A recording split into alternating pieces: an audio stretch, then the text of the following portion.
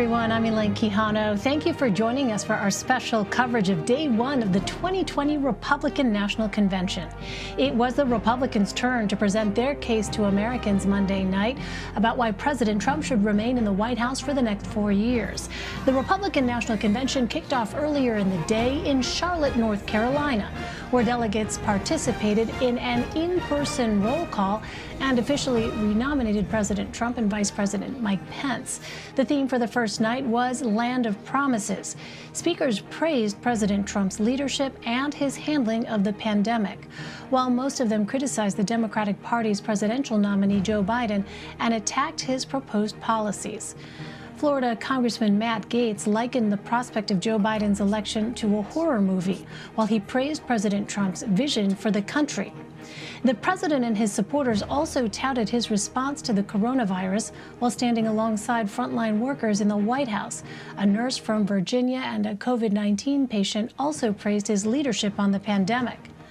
Former UN Ambassador Nikki Haley embraced President Trump's vision for the future and denounced Democrats' position on foreign policy.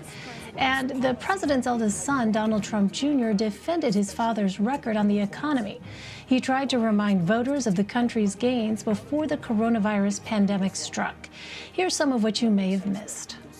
If you watched the DNC last week, you probably noticed that Democrats spent a lot of time talking about how much they despise our president.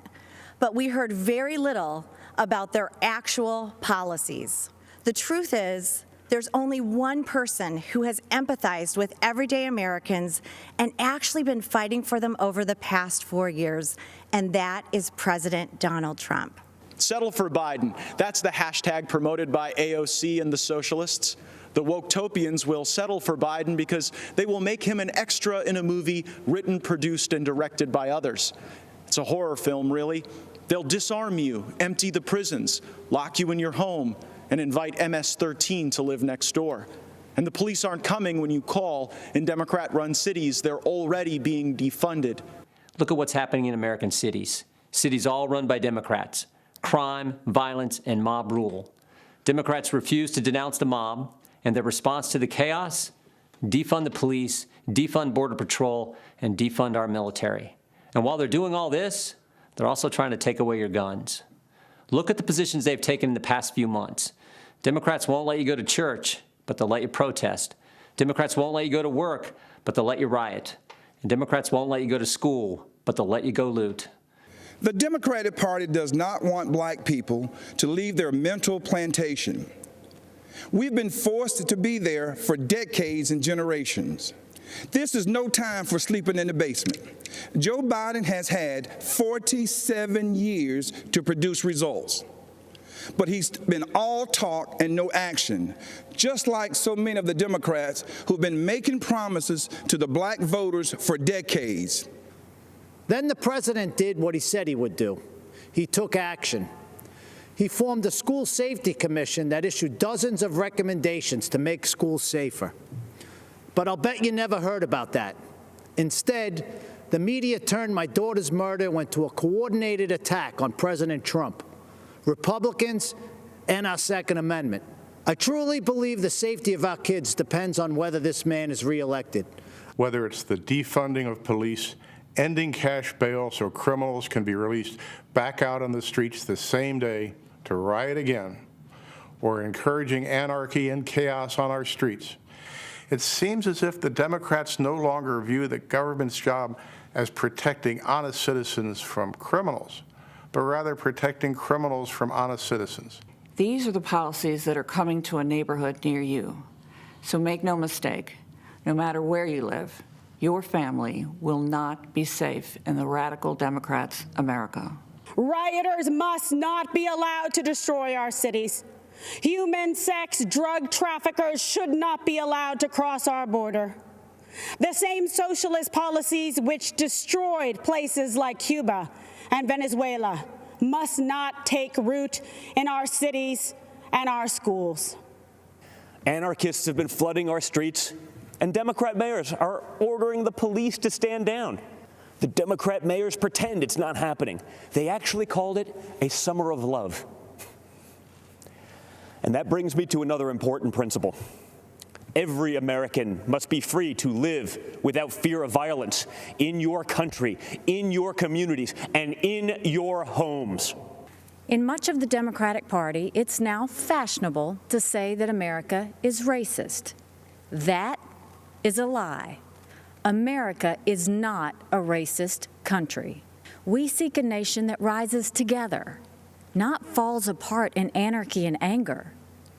We know that the only way to overcome America's challenges is to embrace America's strengths. Let's bring in Caitlin Huey-Burns, Lanhee Chen, and Antjuan Seawright. Caitlin is our CBSN political reporter. Lanhee is a Republican strategist and former policy director for Mitt Romney's presidential campaign. And Antjuan is a CBS News political contributor and Democratic strategist. Wonderful to see you all. Thank you for being here on day one of the convention. I just want to start off by going around and getting initial takes from everyone, starting with you, Caitlin. What stood out to you from day one of the Republican convention? A couple of things stood out to me. First, if you were listening to the speeches from Nikki Haley and Senator Tim Scott, who had an incredibly compelling line about his family witnessing going from cotton to Congress in one lifetime, that was extraordinarily compelling and thoughtful, and really spoke to Tim Scott as a person and what he represents. Compare that to some of the speeches that you heard earlier in the night from people like Kimberly Guilfoyle, the couple in Missouri, two very different views. And I was actually thinking back to 2016 when I was at a Marco Rubio event in South Carolina covering an endorsement that he got from Nikki Haley and Tim Scott. They joined him on stage there in Greenville 4 years ago, and Nikki Haley proclaimed that group as the future of the Republican Party and said that it looked like a Benetton commercial. So, wow, things have really changed over the past 4 years that these are two figures who are supporting Donald Trump. But what we heard tonight was a response to basically what was interesting to me was that Republicans kind of acted as if the president were not the president, that he was running a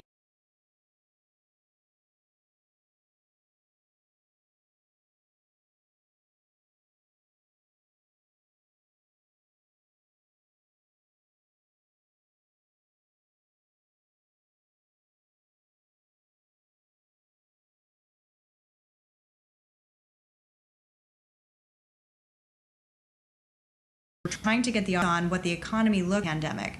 Now, could be an effective argument because we see in polling that Trump lead Biden on the economy. But many of the speakers kind of acted as if everything was fine just until the pandemic.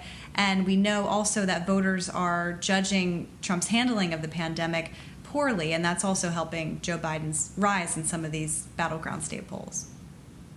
Right, a pandemic in which we now know, according to Johns Hopkins, there are more than 5 million confirmed cases in the United States, more than 177,000 deaths across the country. Lanhee Chen, what stood out to you? I think what you saw tonight, Elaine, was a tale of two different conventions. I think in the first hour, you saw an effort on the part of the Trump campaign and the RNC to speak to the base of support for President Trump.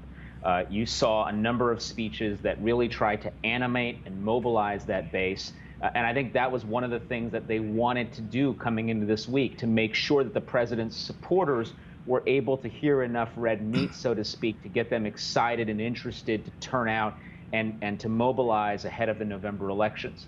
I think that the second hour, the hour that just ended, was really more about trying to expand the president's electoral base, to figure out a way to speak to voters that maybe are undecided, or voters who are trying to figure out exactly who they support. Maybe they're disaffected by the far left, in particular the influences of people like Alexandria Ocasio-Cortez or Bernie Sanders, and they're looking for an alternate vision. And I think you saw some of that presented by Tim Scott and Nikki Haley and others. So the effort to draw that contrast, to demonstrate that President Trump can be a leader for that part of the country that isn't yet decided on who they're going to vote for. I think that was what you saw in that second hour. So very different convention orientations, speaking to different goals, looking to get different things done, but I think both effective in their own way. Antjuan Seawright, from your perspective, what did you see and hear as the message? I saw the biggest disconnect of reality I've ever seen in my life, and I felt like I was living on another planet watching that convention speak. First of all, let's start with the diversity. You can make an honest comparison of the diversity you saw all of last week from the Democratic convention compared to the lack of diversity you saw tonight with the Republican convention. I saw validators of the president clearly with a message trying to connect where there was no connection. It is very clear from the speakers and from the rhetoric, they realized, like most of us, the president is on political life support, and they were trying to do everything they can to bring validation of why he deserves a second term. I did not hear the reality that we're living through the worst pandemic since 1918. I did not hear from anyone of how this virus has disproportionately impacted African Americans and other communities, and how the Republican Party would provide answers to that. I did not even hear, as Caitlin pointed out, in a different way, of how the simple fact that they are in charge of both the Senate and the White House, but yet they are positioning their arguments as if Joe Biden somehow was the president of the United States. And with all due respect to Nikki Haley and Tim Scott, I'm from South Carolina, so I know their body of work and their records like no one else on this within this group here tonight. And so some of the arguments I heard from them was just the same tired Republican arguments we hear convention after convention, day after day, doing their best trying to defend the president. And while Tim Scott had a great line about his story of, from cotton to Congress, with all due respect, the party he is a part of and the president that he's advocating for wants to suppress the vote of cotton pickers like my grandparents if they were still alive, and even today, people who look like me. And so I don't buy into the arguments. And for Nikki Haley to mention the Emanuel 9, I'm old enough to remember it was in 2014 in the middle of a very heated governor's race. She did not want the Confederate battle flag to come down off of the Capitol. Sadly, it took 9 people dying in a church in Charleston in order for that flag to be removed. And so the disconnect of reality, I heard it, and I was able to see it on full display tonight. I want to come back to Tim Scott in a moment, but I want to turn back to this notion of sort of systemic racism. If we can, control room, let's play SOT 12. This is Nikki Haley. We heard a little bit of this off the top of the show, but I want to go ahead and listen to this SOT, and then Caitlin, I'm going to ask you a question on the other side. We live in a world that only wants you to believe in the bad news, racially, economically, and culturally polarizing news. The truth is, our nation's arc always bends back towards fairness. We are not fully where we want to be, but I thank God Almighty, we are not where we used to be. We don't give in to cancel culture or the radical and factually baseless belief that things are worse today than in the 1860s or the 1960s. All right, so that wasn't exactly the SOT I was looking for, but while we have that SOT play, I do want to ask about the overall tone here, Caitlin, because clearly, as we heard from that soundbite from Senator Scott, there was an attempt on the part of some speakers, including Senator Scott, to sort of paint this very optimistic, kind of uplifting picture, something that we know the president himself has tried to do at various turns. Can you talk to me a little bit about that, though, because it did sort of stand in sharp contrast to some of what we heard earlier from other speakers about sort of a very kind of stark vision, very sort of negative kind of images of what could happen under a Biden presidency. That's right. And Tim Scott has a very moving story. He is a historic figure in his own right. And there was a strategic play to have him given this primetime speaking spot, because that's the message that the team wanted to convey. It's interesting hearing, though, what he was saying was a lot of what the other Republican speakers were saying as well, which is because the Trump administration is in charge and because there's a pandemic with no clear end in sight, because the economy is really in shambles because of that pandemic, and we've seen layers upon layers upon layers of kind of how that is affecting people, they have to be able to point the finger at someone else. And so you're hearing Republicans do that tonight by kind of blaming it all, or not blaming it all, but kind of trying to get an audience to imagine what an alternative would be. Last week, Democrats kind of saw that coming, and that's why you saw them feature former Republicans in their convention speeches and give limited time to Alexandria Ocasio-Cortez, because they knew they would be described in broad terms as socialists and of the AOC mold. So they tried to kind of pre-butt that. And I think we saw that tonight through a lot of these speeches, and especially through the speeches that focused on socialism. Yeah, Lanhee, I want to get your take on this as well. Just this overall notion of trying to paint this optimistic picture, and at the same time, the very nature of conventions themselves now in this year, in 2020, have been fundamentally altered because of the reality of the coronavirus pandemic. How challenging is that in this kind of format where they obviously are trying to focus on the good they say the president did before the pandemic, and yet just by virtue of the format, it seems to underscore the very gravity of what is facing Americans every day? Well, there are challenges, Elaine, in two respects. First of all, quite obviously, talking about the format and the way in which this convention has to be pulled off, people have to recognize the incredible toll that COVID-19 has taken on American society over these last several months. And the necessity of the format speaks to some of the challenge created by that.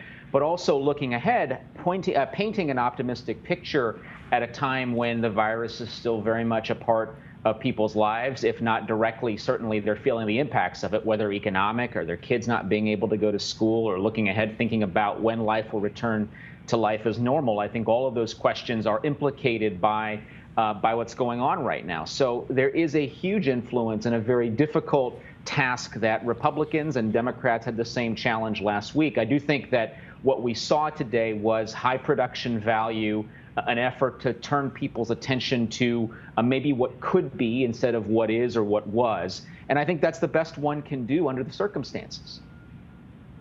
Yeah. I want to turn to, if we can, Antjuan, let's listen to this SOT from Donald Trump Jr., some remarks that he made. We've had this discussion about race and policing in this country. There's been so much debate over the role of police in communities nationwide. Let's go ahead and listen to what some of Donald Trump Jr. said about this, and we'll take just a kind of survey, starting with you, Antjuan, what you made of it. We must put an end to racism, and we must ensure that any police officer who abuses their powers is held accountable. What happened to George Floyd is a disgrace, and if you know a police officer, you know they agree with that too. But we cannot lose sight of the fact that our police are American heroes. They deserve our deepest appreciation. Because no matter what the Democrats say, you and I both know when we dial 911, we don't want it going to voicemail. So defunding the police is not an option. So, Antjuan, we know that Joe Biden has said that he does not support this notion of defunding the police. What did you hear in those remarks from Donald Trump Jr.? I heard someone who sounds very fluent and privileged. The truth of the matter is, no matter how the Republicans, including Donald Trump Jr., tried to distract us from the reality, in a real way, black and brown people have been impacted by police violence more so than any other constituencies in the country. That is fact. That is not a matter of opinion. I'm also old enough to remember his father at a gathering, I think it was last year, maybe the year before last, urging police officers to be more rough. with those they have in custody. And so a lot of the violence and a lot of the things we see and hear about in this country as a result of the lack of leadership at the top. And so when I hear Donald Trump say things like he said tonight, I would just ask him to remember people are more convinced by what you and your father do versus what you say. Caitlin, let me ask you, we all remember, of course, those demonstrations, some of which continue in the wake of George Floyd's death. And there was a time when it was thought there could potentially be some movement on legislation, some sort of police reform legislation.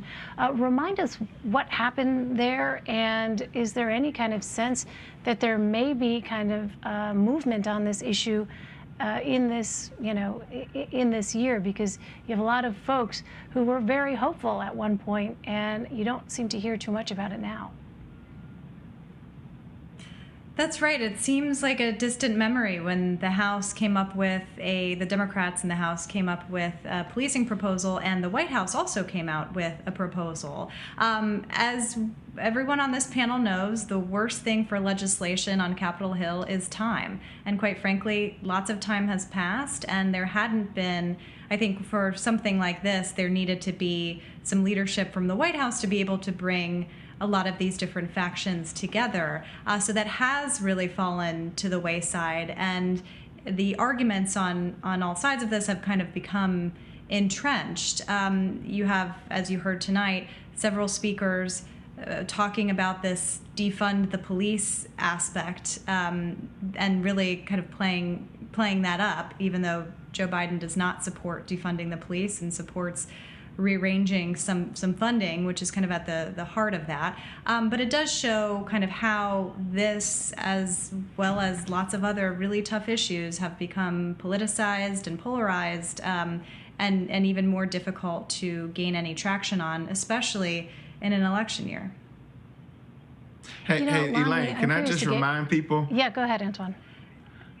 Can I just remind people that it's been the House Democrats that have led on these issues, and most of the answers to some of the problems, to most of the problems we face in this country, the legislative answers lie in Mitch McConnell's Senate, led by the Republicans with no leadership from the White House. So when you think about gun violence, i.e. the Charleston massacre, the Charleston loophole, that bill been passed by the House, sits in the Senate. Police reform passed by the House, sit in the Senate. There's not an issue that we face in this country, for the most part, that legislation has not been passed, that does not sit in the Senate, in which we see no leadership from the majority party, including the President of the United States, trying to deliver on these issues. That's why these arguments fall on really cold ice for me tonight from some of these validators of the President. So, I was going to ask Lanhee about the idea of the gap. What does it say that there has not been movement? Because I believe it was Senator Scott himself, correct me if I'm wrong, but, at the time when it seemed there could potentially be some movement, when negotiations on this issue of perhaps some sort of police reform legislation seemed to be at their apex, I believe it was Senator Scott, Lanhee, right? And what does it say about the gulf between the way in which some Americans view this issue, that it is as we heard from Donald Trump Jr., perhaps, a problem with individuals, versus the view of others who say there are systemic institutional problems that exist that must be addressed in this kind of comprehensive way. It would seem to be the two sides are very far apart, Lanhee. Two sides are very far apart. And I think what you're seeing is how political polarization has an impact on our ability to get things done. I think that's why Americans are frustrated. They don't understand why it is that we can't get common sense things done, whether it's with respect to legislation on guns, legislation on climate, legislation on immigration, even getting a stimulus package done to deal with the economic impacts of the coronavirus. All of these things point to the significant amount of disagreement between the two sides, not only on basic principles, but really on tactics as well. I mean, if we look to, for example, the coronavirus legislation as an example, those efforts were stymied by the fact that you had Democrats wanting to shoot the moon, in essence, wanting to put everything they could into a package, which they knew that Republicans would never expect. It was an insincere argument to begin with.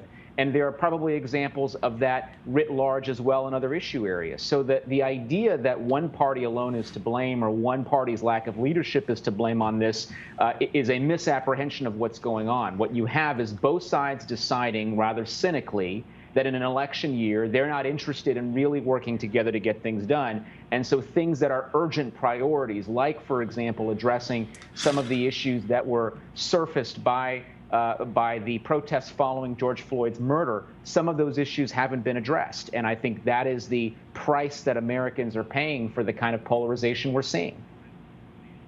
All right, we've seen how night one has gone, and I want to look ahead just a little bit here, Caitlin, before I let you all go. You know, we have a sense now how this is going to work, or at least we think we do, having gone through the first night. What is it that you're going to be looking forward to here as the week progresses? Well, I would point to what we saw in polling this weekend from our CBS polling that showed 90% of Republicans want to hear a positive vision from Donald Trump and Mike Pence. So I'm curious how they do, if and how they do that, and especially if and how they address the pandemic going on right now. I'm also really interested to hear about the economic arguments, because you heard from some of the speakers tonight picking up on Joe Biden's comments a couple days ago during an interview in which he said that he would be guided by the science, and if the science led to shutting down the economy again, he would follow the science. Some of the Republicans tonight picked up on that. When we look at polling, it's really interesting to see that Donald Trump still leads on the economy, but people's views about the pandemic are kind of overriding that people who judge Trump, give Trump bad grades on the coronavirus pandemic and his handling of it, are supporting Joe Biden. So I'm interested to see whether and how they can kind of thread that economic point, which is one of the few strong suits or cards that the administration has to play. All right, we look forward to that. Caitlin Huey-Burns, Lanhee Chen, and Antjuan Seawright, thank you all very much. Really appreciate it.